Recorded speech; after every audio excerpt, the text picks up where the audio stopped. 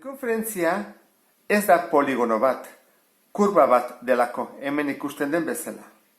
Eta itxia, bestetik, puntu guztiak daude zentrotik distantzia berdinera.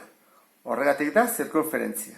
Orduan bere elementuak ikasi behar direnak, hemen erdian dagoena, zirkunferentziaren erdi-erdian, hori zentroa da. Gero bestetik dugu arkoa, hemen azaltzen den bezala, kolore berdez hemen ikusten den bezala. Zirkunferentziaren bi puntuen arteko zatia, adibidez, hemendik onera, izaiteke arkoa adibidez, hemendik onera, baina zirkunferentzia bera da. Bestetik dugu erradioa. Erradioa da zentrotik zirkunferentzia doan zuzenki bat. Zenbat erradio daude? Infinitu, pila bat nahi dituen guztiak. Bestetik korda.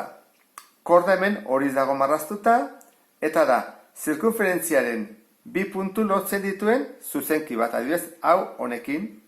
Hemen izango nuke beste bat adibidez, hau honekin, hau horrekin. Horren da, zirkunferentziko puntu bat beste batekin lotzen dena. Hemen dugu beste bat. Eta azkenik, diametroa.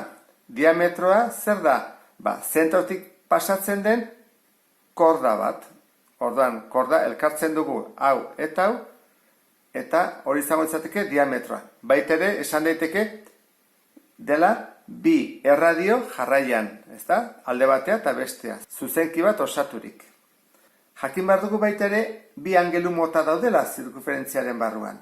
Batetik, angelu zentrala, honi ditzen zaio, erpina da zirkunferentziaren zentroa. Hor dago. Orduan hemen dugu angelu bat, eta hemen dugu, nabalin badugu, beste bat. Bi. Eta gero dago, angelu inskribatua. Hori zer da?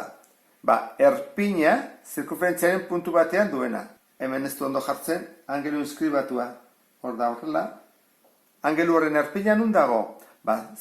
Zirkunferentziaren puntu batean. Hau izango litzateke. Eta gero bestetik jakin behar dira, puntu baten eta zirkunferentziaren arteko posizio relatiboak. Esan dezakegu, P puntua barruko puntu bat da, zirkunferentzian barruan dago. Zergatik, bere distantzia zentroarekiko erradioarena baino txikiagoa delako. Hemen ikusten da, distantzia txikiagoa. A puntua nun dago? Esango dugu zirkunferentziako puntua dela. Zergatik, bere distantzia zentrora erradioaren berdina delako. Eta B bitartean da kanpoko puntua. Zergatik, distantzia zentroarekiko erradioa baino handiagoa delako. Ikusten da, ezta? Baina hau, intuizioki ere jakin daiteke, barruan dagoela, kanpoan dagoela eta zirkunferentzian dagoela. Baina hau da arrazoia. Eta hemen zuzenkiekin eta zuzenekin berdina gertatzen da. Daude hiru motatako zuzenak. Adibidez, R zuzena. R zuzena berde hau ebakitzailea da. Eta zergatik da ebakitzailea? Bi puntutan ebakitzen duelako. A eta B puntuan. Eta zergatik ebakitzen du bi puntutan? Zuzen honen eta zentroaren arteko distantzia txikiagoa delako erradioa baino. Beste batzuk dira ukitzaileak, adibidez T. Honek ukitu egiten du zirkunferentzia. Puntu batean bakarrik.